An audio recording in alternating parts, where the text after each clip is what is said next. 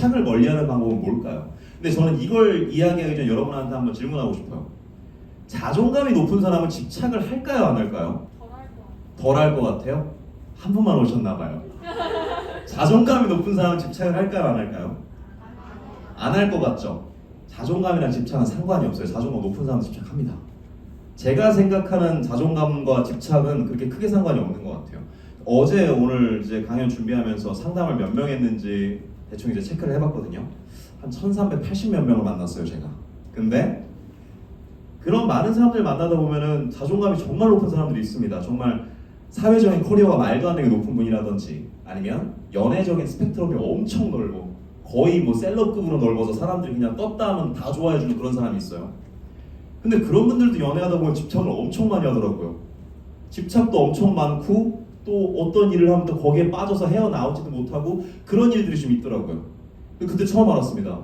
자존감 높은 거나 집착하는 거랑 상관이 없구나. 그럼 자존감 높은 사람은 집착을 왜 하지? 이걸 우리는 많이 생각을 안 하니까 가끔 연예 유튜버들 라이브 들어오면 혼내기만 하죠. 집착을 하지 마세요. 남자가 도망간다고 말하잖아요. 근데 저도 처음에는 그렇게 상담을 했습니다.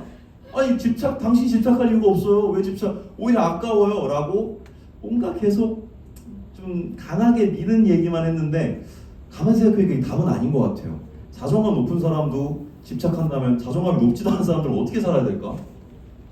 그래서 그날로 다시 한번 골똘히 연구를 해봅니다. 집착에서 멀어지려면 어떻게 해야 될까? 그 결과 딱 두 가지 결론이 나오더라고요. 첫 번째는요. 집착을 많이 하는 사람들은 공통적으로 두려워하는 게 있어요. 뭘 두려워하냐면 집착을 하는 사람들은 거절당하는 걸 두려워하더라고요. 이걸 조금 고상한 말로 하면 거절 민감도가 높다고 하는데 거절당하는 게 두려우니까 내가 딱 틀을 만들어요. 이렇게 이 틀에서 벗어나면 안 되는 거예요. 내가 생각하는 연애하려면 이 틀에 맞게 나한테 연락해야 되고 이 틀에 맞게 카톡 보내야 되고 이 틀에서 벗어나면 나는 너무 화가 나고 불안하고 짜증나니까 자꾸 여기서 벗어날 때마다 내가 밀려날까봐 거부당할까봐 그리고 뭔가 거기서 오는 그 비참함이 싫어서 내가 정한 틀에서 자꾸 벗어나려고 하면 돌아오라 그래요. 돌아와. 내가 생각한 연애 이거야. 난 사랑 이렇게 해야만 자랑할 수 있어. 이거 안 채워줄 거 빨리 헤어져. 그렇게 얘기하면서 그리고 우린 이걸 집착이라고 하거든요. 근데 여기까지 생각해봤는데 참 이상합니다. 거절이 두렵다. 살면서 그러면 거절을 안 당한 경험이 얼마나 될까요, 사람은? 사는 게 생각대로 흘러가는 게 아니죠. 오늘 여기 노쇼 반이 나왔고 제가 오늘 여기 한 2시쯤에 도착해야 되는데 태웅빌딩이 근처에 두 개인 거 아세요? 네. 내가 대관해놓고 내가 다른 데로 갔어요. 저희 남자 매니저님이랑 태웅빌딩 딱 치고 기사님 빨리 가주세요 라고 했는데 기사님 뭔가 표정이 좀 이렇게 보시더라고요. 태웅빌딩 도착을 해서 보니까 모텔이야. 거기 잘못 왔다 해가지고 도착하니까 2시 35분쯤에 도착을 했어요. 이제 큰일 난 거죠. 뭐 이거 준비 진행하는 것부터 되게 뜻대로 되지는 않는 것 같아요. 저도 하루에 몇 번씩 거절을 당하는 겁니다. 이렇게 알게 모르게. 근데 자존감이 낮고 높고를 떠나서 거절당하는 경험은 뭐 다들 거절당하는 건데 뭘 이렇게 거절당할 두려워하나 했거든요. 더 깊이 파보니까 여기서 두 번째 결론이 나와요. 거절당하는 걸 두려워하는 사람들은 모두 거절에 대한 상처가 있더라고요. 근데 여기가 중요해요. 거절에 대한 상처는 근래 내가 있었던 일 중에 가장 슬펐던 일, 가장 힘들었던 일 그게 아니에요. 지금보다 한참 더 미성숙하고 어리고 어리숙했던 그 시절에 거절당했던 상태에 머물러 있는 분들이 있어요. 내가 지금보다 한참 더 어리고 미성숙하고 철없을 때 나를 상처 줬던 어른들이 있고 나를 상처 줬던 그 새끼가 있고 나를 상처 줬던 그때 그 배신감들 거기에 빠져서 뭔가 이게 얼음이 돼 있는 채로 내 안에 어떤 그런 어린 친구가 한 명씩 있더라고요. 거절을 싫어하는 사람들은. 그래서 시간이 지나잖아요. 시간이 지나서 이제는 좀 괜찮아진 것 같아. 남들하고 잘 만나고 연애도 하고 괜찮아. 근데 또다시 내가 거절당하거나 밀려날 것 같은 느낌이 들면 다시 얼음 상태가 되는 거예요. 이게 제일 문제더라고요. 그러면 이거를 누가 와서 땡을 쳐줘야 될 거 아닙니까? 이 땡을 어떻게 치지? 가만히 생각해봐도 아무리 생각해봐도 이 땡을 쳐줄 사람은 나밖에 없다는 생각이 드는 거예요. 내가 나한테 너 괜찮아 고 땡을 쳐줘야 되는데 이 방법이 뭘까? 사실 제가 이렇게까지 이 집착, 거절의 두려움 여기에 많이 열을 올렸던 이유는 사실 이거는 구독자님들을 위한 것도 아니었고 내담자들을 위한 것도 아니었고 사실 이거는 저를 위한 연구였어요. 저는 사실 불과 한 2, 3년 전까지만 해도 거절당하는 것에 대해서 병적으로 거부감이 있었거든요. 너무 싫었어요. 정말 죽을 것처럼 너무 무한하고 짜증나더라고요. 근데 제가 거절을 두려워하는 포인트는 좀 이상한 데 있었습니다. 연애에 있어서 거절당하는 게 두렵진 않았어요. 거절이 디폴트지. 내가 좋아하면 네가 날 싫어해. 디폴트지. 그치? 그럴 수 있지. 또 이제부터 꼬시면 되는 거지. 또 인간관계에서 거절당하는 것도 디폴트지. 왜 나한테 무조건 오케이 해야 돼? 그래서 저는 거절당할 수 없게 제안하는 방법도 알고 또 거절당하더라도 어떻게 잘 넘어가서 둘이 친해지는 방법까지 알아요. 여기엔 거절에 대한 문제가 없어요. 근데 제가 한 가지 계속 마음에 걸렸던 게 뭐냐면 제가 어려워하는 관계는 저는 어른들을 어려워해요. 더 정확하게 말하면 나보다 나이 많은 사람 만나거나 대하는 게 너무 힘들어요. 저는 그랬었거든요. 나이 많은 사람들을 대하는 게 힘들다 보면 나올 수 있는 스탠스가 딱 두 가지가 있습니다. 첫 번째는 미친 듯이 착한 아이가 되는 거예요. 그냥 뒷말 안 나오게 굽신굽신거려요. 계속 알겠습니다. 똑바로 하겠습니다. 괜찮습니다. 이게 너무 힘들어지잖아요. 그럼 두 번째 스탠스는 아예 싸가지 없게 해서 이 사람이 나한테 못 다가오게 만드는 방법이 있어요. 괜히 여기서 알겠습니다 하고 이쪽 가서 어쩌라고요. 나 부평 사람이야. 이런 느낌 막 보여주면서 그러면서 이제 살다 보니까 이게 손해가 너무 많이 드는 거예요. 저는 이제 프리랜서로서 유튜버로서 살면은 제가 좀 젊다 보니까 밖에 나와서 일을 하면 당연히 나보다 나이 많은 사람들밖에 없는데 속구리에 대한 평판이 딱 둘 중에 하나로 나뉘어져요. 누구는 너무 착한 사람이다, 너무 친절하다. 또 누구는 그거 사람 아니다. 뭐 광고 때문에 전화했는데 근데요 이딴 말이 나고 앉았다. 그러니까 이 둘 중 하나밖에 못 하겠는 거예요. 그러니까 자꾸 신뢰를 잃어가고 있더라고요. 업계에서. 여기서 괜찮은 척을 하면 마음이 너무 힘들고 또 여기서 싸가지 없게 하면 저 사람들이 날 신뢰하지 않고 너무 싫더라고요. 이게 나도 변화가 필요한데 혹시 내 안에도 내가 어렸을 때 미성숙했을 때 거절당했던 기억이 있을까? 더듬어 봤거든요.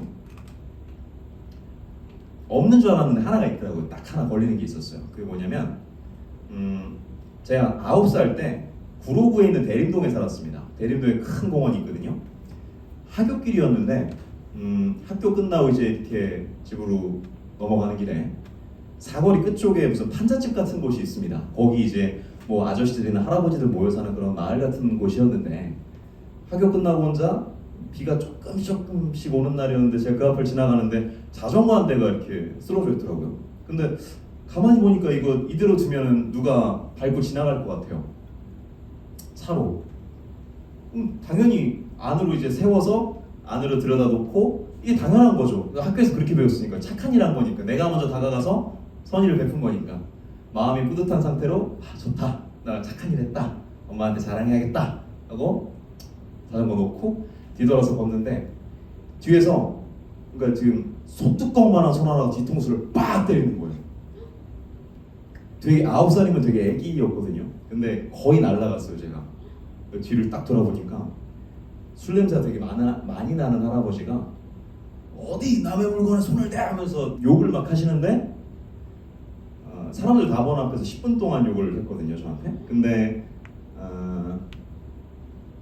지금 생각해도 아이가 감당할 수 있는 욕은 아니었습니다.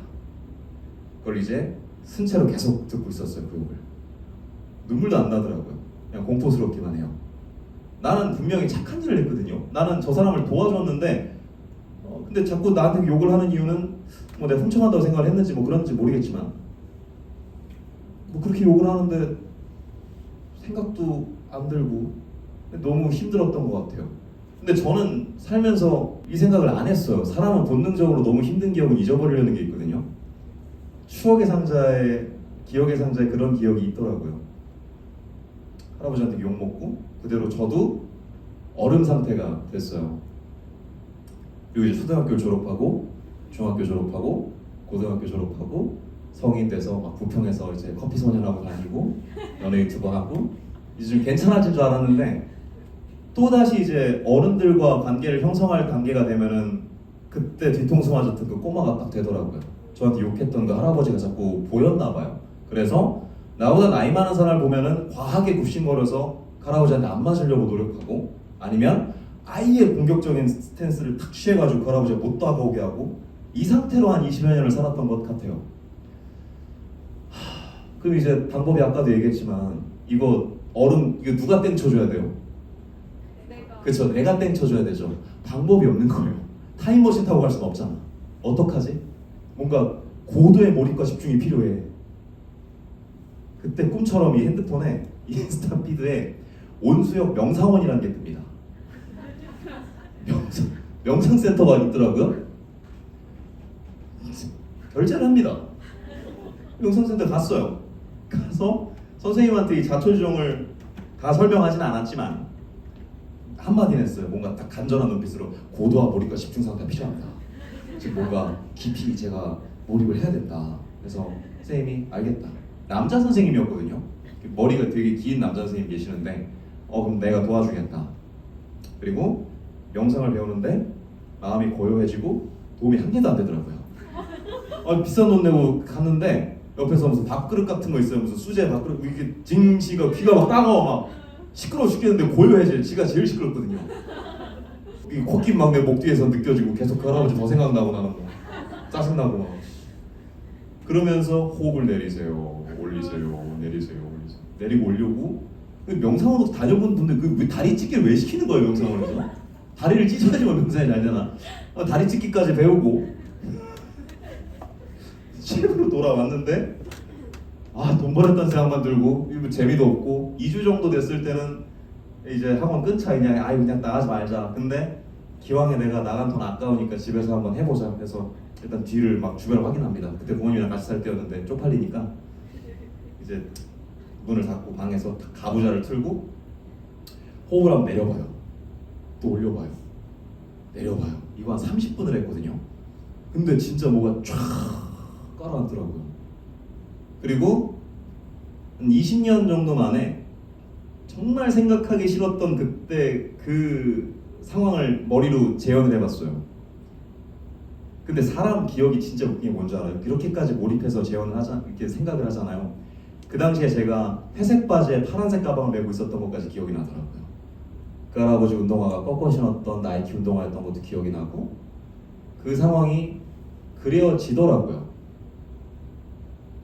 저는 봤습니다. 그래서 내가 계속 욕을 먹고 있는 상황을 봤거든요. 어떤 할아버지가 나를 탁 세워두고 뒤에 이제 시장 아줌마들도 지나가는데 막 욕을 하고 나는 그냥 이대로 주저앉아 듣고 있고, 저는 그게 보이는 순간 그 애를 응원하지는 않았어요. 응원해봤자 걔는 할 수 있는 게 없거든요. 그럼 이제 내가 도와줘야겠다 상상을 막 합니다. 그 아이는 9살의 조그만 아이였지만 지금 이제 어엿한 성인이 돼서 85kg에 벤치프레스 140kg를 미는 이런 남자로 성장했으니 한번 가보자. 그래서 아이 옆으로 이렇게 가는 상상을 해요. 그리고 할아버지가 막 욕을 할 때 제가 대문을 탁 열었어요. 그리고 왜 애한테 그래요? 자전거 이거 세워주려고 그런 거지 뭐 욕을 해요? 정말 노인네. 야 나와, 너 잘못한 거 없어? 이렇게 데리고 나오는데 이 과정이 얼마나 웃겨요, 그죠? 그 명상원까지 가가지고 그 기억이 뭐라고. 그리고 그렇게 생각을 했는데 되게 웃긴 상황인데 막 눈물이 나더라고요. 왜 눈물이 나지 생각해보니까 저는 그냥 그 당시에 그냥 어떤 어른이 와서 너 잘못한 거 아니야 라는 말이 듣고 싶었나 봐요. 저 할아버지가 이상한 사람이야 라는 말이 듣고 싶었는데 아무도 그 말을 안 해주니까 내가 대신 딱 했는데 마음이 너무 홀가분해지더라고요. 그리고 그 할아버지를 지금 만난다면은 내가 싸워서 이길 수 있으니까 돌아가셨길 바랍니다. 그리고 나서 시간이 좀 지나고 나서부터는 제가 조금 어른들하고 사이가 좋아지더라고요. 이제 나보다 나이 많은 사람들 만나면 과하게 경계 태도를 취하지도 않고, 그렇다고 막 깍듯하게 막 너무 탁 철벽처럼 이렇게 지키지도 않고, 제 성격이 좀 변하니까 사람이 변화하면 놀라운 한 가지가 보이는데 뭐냐면 안 보이던 내 성격이 보여요. 제가 20년 만에 알아낸 그거는 제가 어른들한테 되게 애교가 많은 성격이었더라고요. 뭐 갖다 주면 아 감사합니다. 아 다음에 또 오세요. 아, 고맙습니다. 아 아니요 감사합니다. 이런 성격이더라고요. 난 몰랐어요. 항상 깍듯하거나 아니면은 막 되게 막 시비조 걸거나 난 이런 성격인 줄 알았는데 거기서 벗어나고 나서부터는 제가 되게 애교가 많은 성격이었더라고요. 제가 이제 저기 몸담고 있는 저기 그 소속사에서도 제 등치에 안 어울리는 말이지만 그 쌤들이 이제 잔망석 뿌리 막 이렇게 달아놓고 그러거든요. 제가 되게 곰돌이도 좋아하고요. 아무튼 뭐 그런 게 있습니다. 안 보이던 성격이 뭐 보이기 시작을 했어요. 그리고 나서부터는 부모님하고 사이도 조금 더 좋아지고 이제 다른 어른들 만나거나 그럴 때 미팅할 때도 좀 더 여유롭게 되고 그때부터는 누굴 만나든 간에 석굴이 참 사람 좋다라는 말을 많이 들었던 것 같아요. 제가 하고 싶은 말은요. 여러분도 혹시 연애하면서 많이 불안하거나 집착하거나 거절당하는 게 많이 두렵다면은 생각하고 싶지 않겠지만 한번 생각해봤으면 좋겠어요. 뭔가 지금보다 더 어리숙하고 미성숙하고 어렸던 그 시절에 내가 있는 건 아닌지 그때 상처받았던 상태로 나도 어른하고 있는 게 아닌지 한번 생각해봤으면 좋겠어요. 그리고 만약에 그 당시에 내가 그렇게 상처받았던 어린 내 모습이 있다면 이제는 여러분 외면하지 않았으면 좋겠어요. 그 당시에 그 어리숙했던 소녀는 자기를 지킬 마음도 없었고 외부로부터 나를 지켜줄 것도 없었는데 지금 여러분은 본인 지킬 수 있고 그 소녀, 그 애 지켜줄 수 있잖아요. 만약에 살면서 내가 굉장히 아팠던 기억, 어리숙했던 기억이 있다면 용기 내서 좀 더 생각해서 다가가서 지금 이제 여러분은 다 어른 됐으니까 맥주캔 하나 딱 들고 여러분들 갔으면 좋겠어요. 그냥 딱 따면서 언니한테 다 말해봐. 그 새끼가 쓰레기야. 그런 얘기 하면서 전 남친 뒷담화 좀 까주시고요.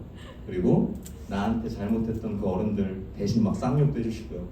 그리고 설사 저처럼 어떤 그 현장이 있다면 거기서 깃방메이라도 여러분들이 대신한테 알려주세요. 꼭 이렇게 말해주면 좋겠어요. 여러분도 딴 거 다 할 필요 없어요. 그냥 네 잘못 아니라고만 얘기해주세요. 어렸을 때 겪었던 많은 우여곡절 중에서 한 가지를 넘어간 거고 너는 이 일을 통해서 더 건강해지고 강해지고 졸지에 더 좋은 오빠를 만날 수 있을 것이야 라고 네 잘못 아니라고 꼭 이렇게 얘기해주세요. 집착에서 멀어지고 거절을 두려워하지 않는 방법은 나조차 외면하고 있는 내 모습을 만나는 거라고 생각합니다. 그리고 만난 내 모습에 네 잘못 아니니까 네 잘못 아니니까 이제는 좀 그만 미안해하고 그만 죄책감 갖고 그만 아파하라는 말을 꼭 해줬으면 좋겠어요. 제가 생각하는 집착에서 멀어지는 방법은 이게 가장 유일한 것 같아요. 괜히 여러분 제 라이브 방송 오고 김달령 라이브 방송 가고 박호영 라이브 방송에서 혼나지 마시고요. 여러분은 여러분이 혼내주고 여러분이 편들어주세요. 그러면 연예 유튜브는 안 봐도 돼요. 내 영상만 보면 됩니다. 다른 거는 볼 필요 없어요.